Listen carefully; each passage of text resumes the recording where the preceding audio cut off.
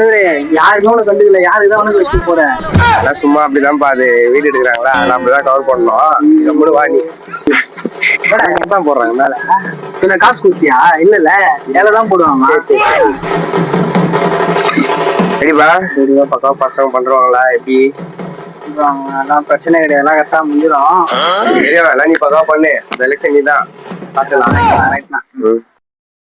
எத்தனை காலம் தான் ஏமாற்றுவார் இந்த நாட்டிலே,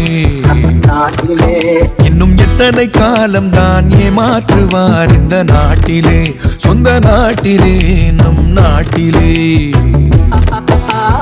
எத்தனை காலம் தான் ஏமாற்றுவார் இந்த நாட்டிலே, சொந்த நாட்டிலே நம் நாட்டிலே.